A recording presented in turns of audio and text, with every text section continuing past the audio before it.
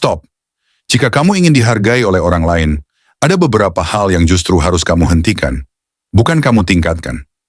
Banyak orang berpikir bahwa agar dihormati, mereka harus lebih ramah, lebih sabar, lebih mengalah, dan lebih baik dari sebelumnya. Padahal dalam kenyataannya, justru terlalu banyak memberi tanpa batas sering membuat seseorang kehilangan nilai di mata orang lain. Penghargaan bukan muncul karena kamu selalu berkata, iya, selalu siap membantu, atau selalu memahami perasaan orang lain. Penghargaan muncul ketika orang melihat bahwa kamu punya batas, punya prinsip, dan tidak bisa diperlakukan sembarangan. Tanpa sadar, banyak kebiasaan kecil yang terlihat sepele, tapi perlahan menggerogoti wibawa, harga diri, dan posisi kita di hadapan orang lain. Masalahnya, kebiasaan-kebiasaan ini sering dianggap sebagai sikap baik, sikap dewasa, atau tanda empati. Padahal jika dilakukan terus-menerus, justru mengirimkan pesan yang salah, bahwa kamu bisa diremehkan, dimanfaatkan, bahkan diabaikan. Orang lain tidak menghargaimu, bukan karena mereka jahat, tapi karena kamu mengajarkan mereka untuk tidak menghargaimu. Dalam video ini, kita akan membahas 7 hal yang harus segera kamu hentikan jika kamu ingin dihargai oleh siapapun.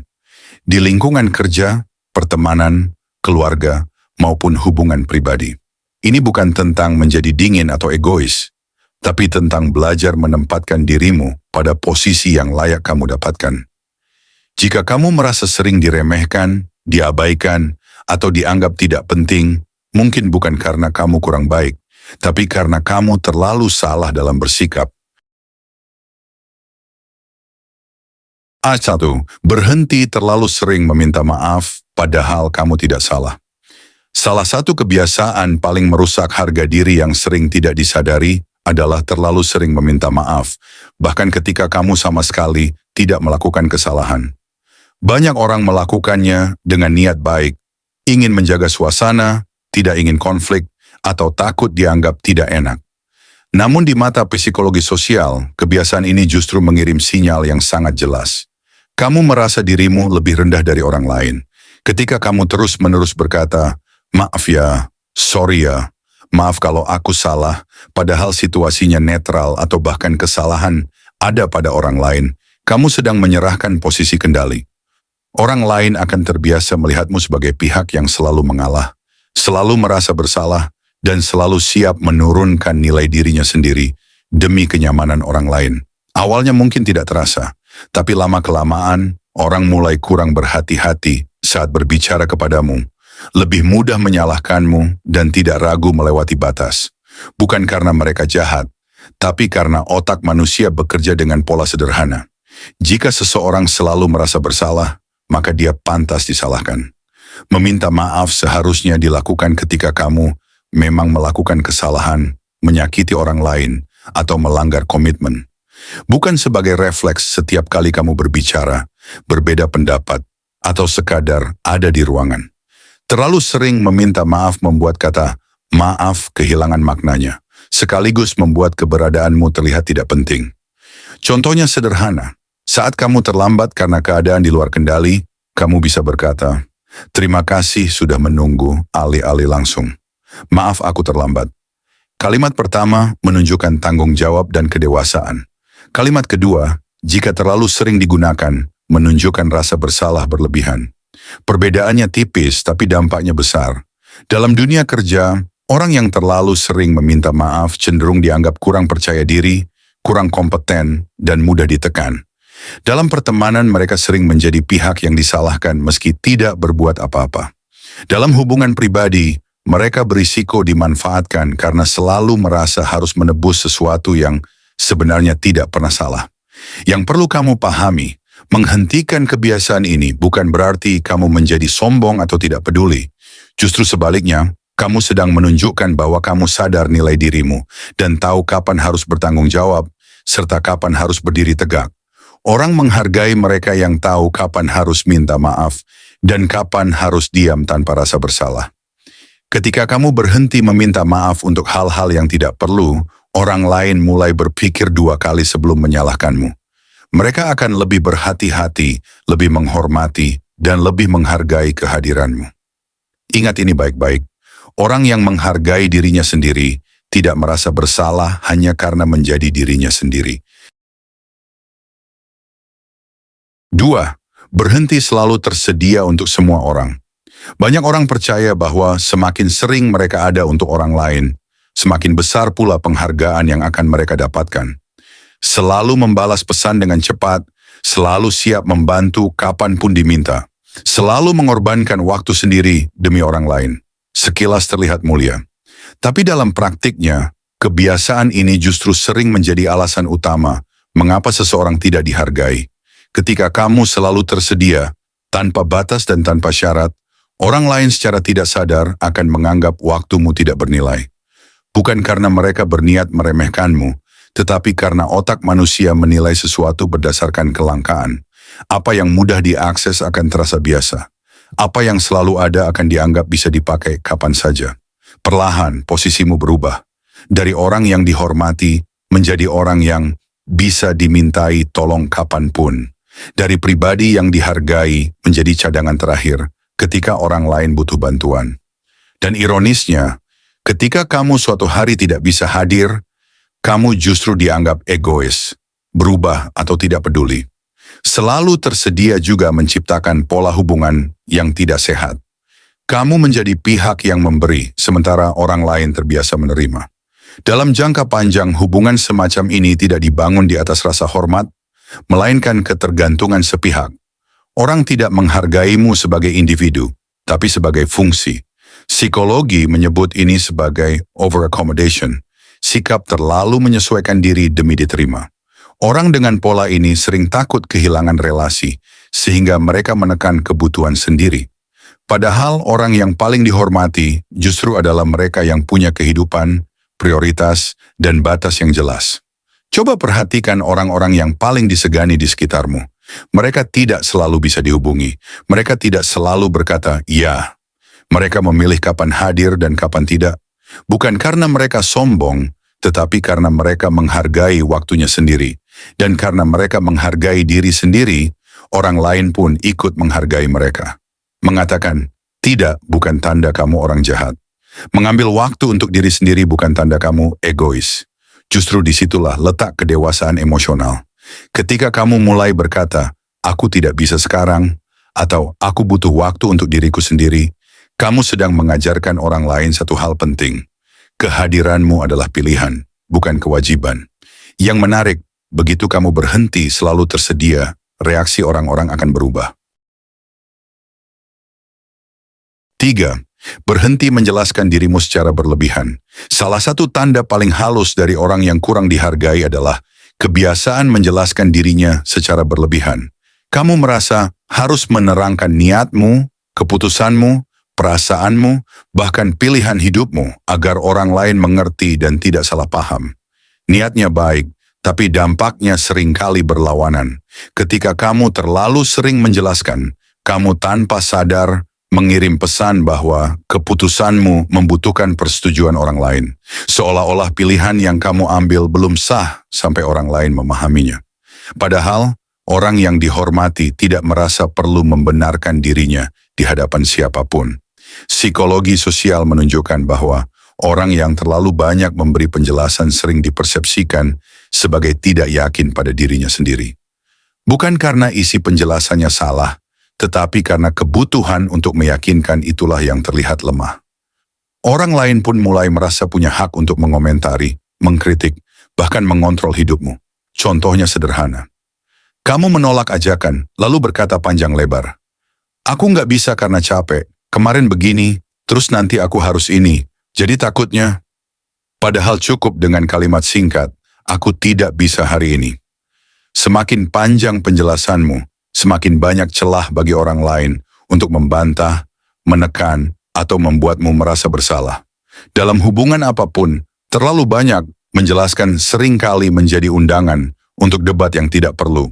Orang mulai mempertanyakan alasanmu, menguji batasmu, bahkan memaksamu berubah pikiran.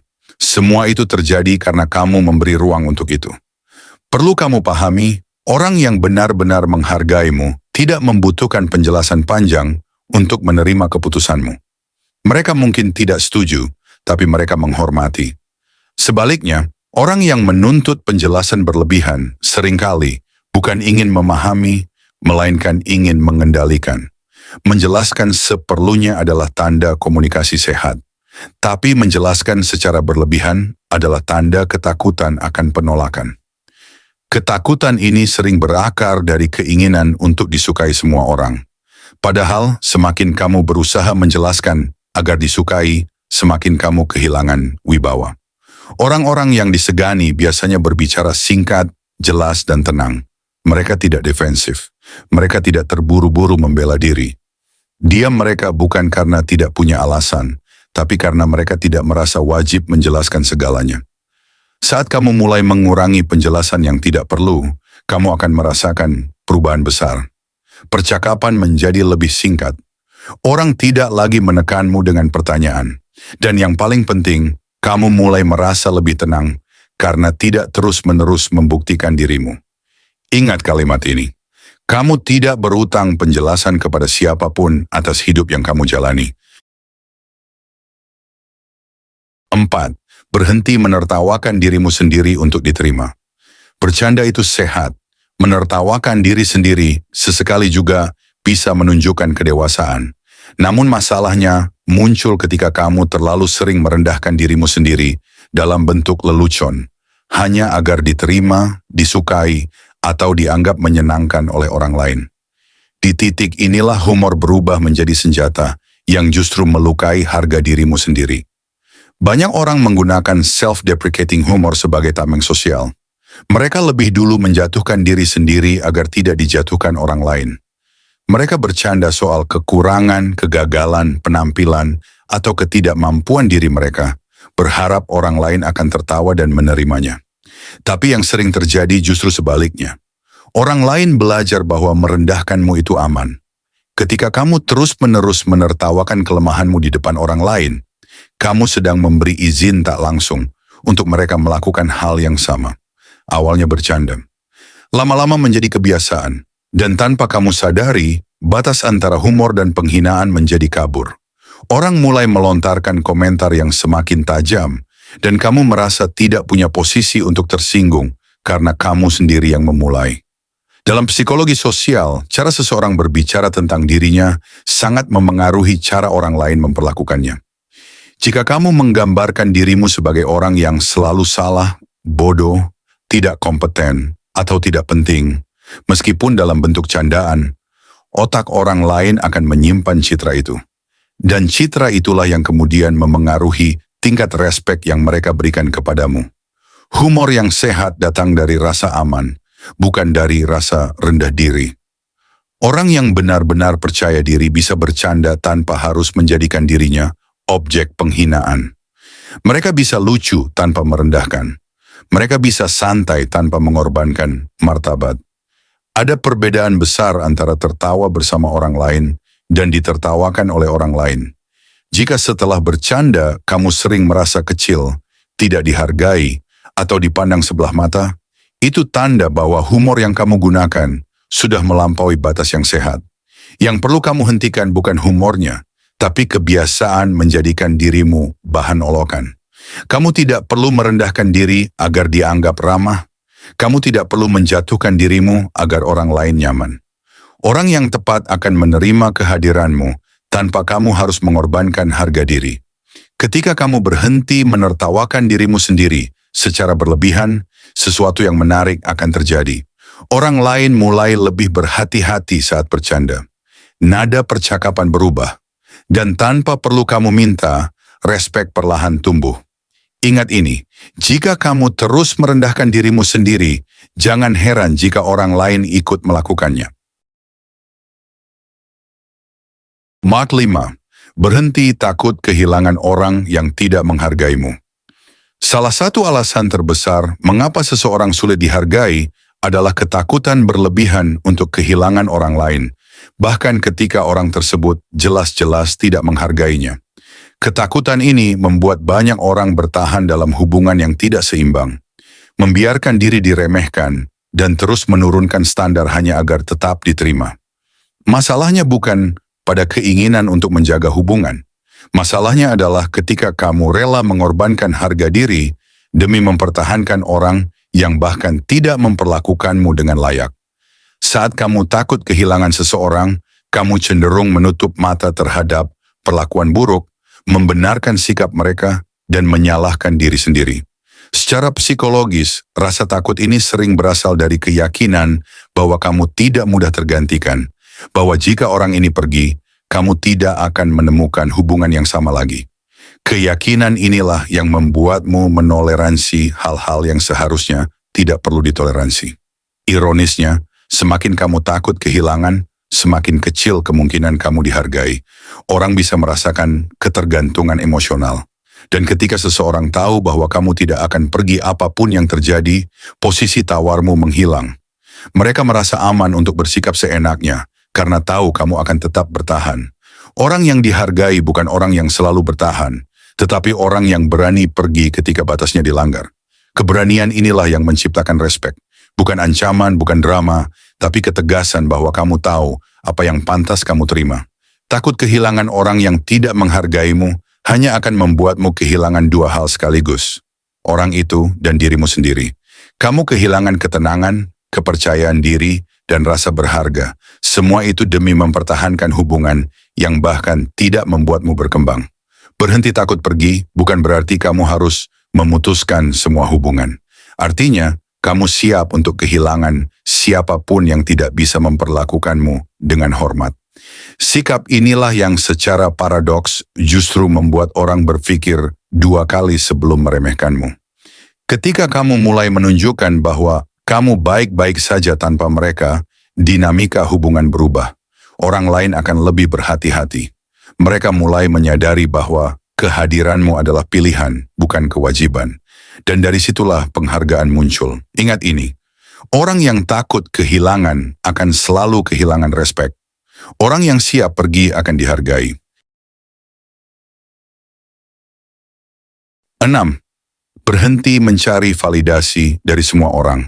Salah satu kebiasaan paling melelahkan sekaligus paling merusak harga diri adalah terus-menerus mencari validasi dari orang lain. Kamu merasa perlu didukung, disetujui, dipuji, atau diakui agar merasa tenang dengan dirimu sendiri. Masalahnya ketika nilai dirimu bergantung pada penilaian orang lain, maka respek terhadapmu juga ikut ditentukan oleh mereka. Orang yang terlalu haus validasi biasanya mudah dikenali. Mereka sering mengubah sikap agar disukai, ragu mengambil keputusan sendiri, dan gelisah ketika tidak mendapatkan respons yang diharapkan. Tanpa sadar, mereka sedang memberi pesan bahwa pendapat orang lain lebih penting daripada prinsip pribadinya. Dalam psikologi, manusia cenderung menghargai individu yang punya keyakinan internal yang kuat. Bukan yang keras kepala, tetapi yang tahu apa yang ia yakini. Sebaliknya, orang yang selalu menunggu persetujuan akan dipandang sebagai pribadi yang mudah goyah dan mudah dipengaruhi. Mencari validasi membuatmu kehilangan arah. Kamu tidak lagi bertanya, apakah ini benar untukku? Tetapi, apakah orang lain akan menyukainya? Dan ketika jawaban orang lain tidak sesuai harapan, kamu merasa ragu, cemas, bahkan kecewa pada dirimu sendiri. Ironisnya, semakin kamu mengejar validasi, semakin kecil kemungkinan kamu mendapatkannya. Orang lain bisa merasakan ketergantungan ini. Dan ketergantungan jarang dihormati. Orang lebih menghargai mereka yang berdiri tegak, meskipun tidak semua orang setuju dengannya. Validasi eksternal memang terasa menyenangkan, tapi sifatnya sementara. Hari ini kamu dipuji, besok kamu diabaikan. Jika kamu menggantungkan harga dirimu di sana, emosimu akan naik turun mengikuti reaksi orang lain. Inilah yang membuat seseorang tampak rapuh di mata sosial. Berhenti mencari validasi bukan berarti kamu menutup diri dari masukan. Artinya, kamu menempatkan penilaian orang lain di posisi yang sehat, sebagai referensi, bukan fondasi hidupmu. Kamu mendengar, mempertimbangkan, lalu memutuskan sendiri. Saat kamu tidak lagi haus validasi, aura yang kamu pancarkan berubah. Kamu lebih tenang, tidak reaktif, dan tidak terburu-buru membuktikan diri. Dan ketenangan inilah yang sering disalahartikan sebagai karisma. Orang menghargai mereka yang tidak sibuk mencari pengakuan, karena mereka terlihat utuh tanpa tepuk tangan. Ingat kalimat ini, Semakin kamu membutuhkan pengakuan, semakin sedikit respek yang kamu dapatkan. 7. Berhenti membiarkan batasanmu dilanggar berulang kali. Salah satu alasan utama mengapa seseorang tidak dihargai adalah karena ia terlalu sering membiarkan batasannya dilanggar, lalu berharap orang lain akan berubah dengan sendirinya. Ia diam, memendam, memaklumi, dan terus memberi kesempatan tanpa pernah benar-benar bersikap tegas. Padahal tanpa batasan yang jelas, tidak akan pernah ada penghargaan yang nyata. Batasan bukan tentang menjadi keras atau tidak ramah. Batasan adalah cara sehat untuk menunjukkan bagaimana orang lain boleh dan tidak boleh memperlakukanmu. Ketika kamu tidak menegakkan batasan, orang lain akan mengisinya dengan standar mereka sendiri, dan standar itu jarang berpihak padamu. Banyak orang takut menetapkan batasan karena takut dianggap egois, tidak enak, atau menyakiti perasaan orang lain.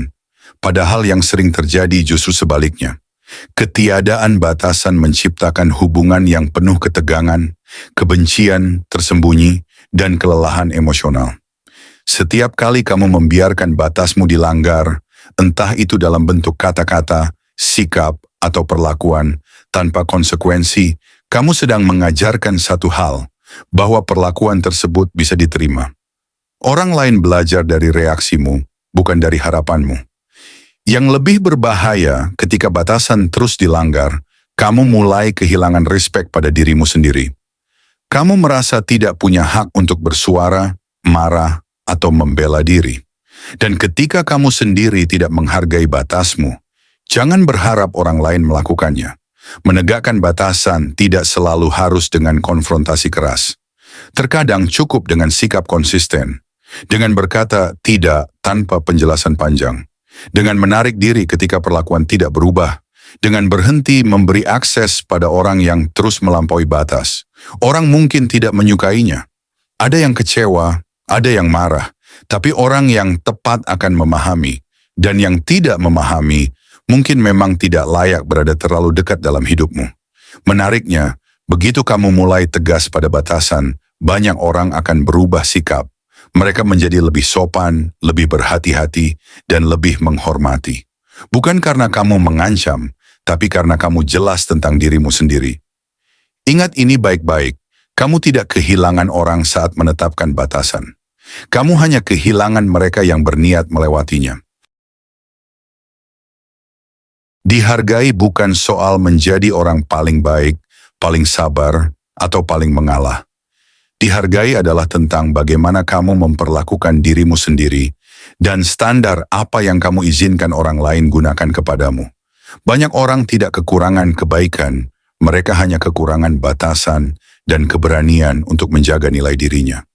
Ketika kamu berhenti meminta maaf tanpa alasan, berhenti selalu tersedia, berhenti menjelaskan diri secara berlebihan, berhenti merendahkan diri demi diterima, berhenti takut kehilangan orang yang salah, berhenti mencari validasi, dan mulai menegakkan batasan dengan tegas, disitulah perubahan nyata terjadi.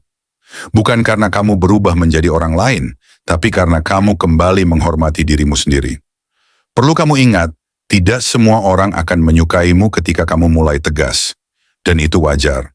Penghargaan tidak selalu datang dalam bentuk pujian, tapi sering muncul dalam bentuk sikap. Orang lebih berhati-hati, lebih menghormati, dan tidak lagi memperlakukanmu sembarangan. Jangan takut kehilangan orang saat kamu mulai berubah. Yang benar-benar menghargaimu akan bertahan.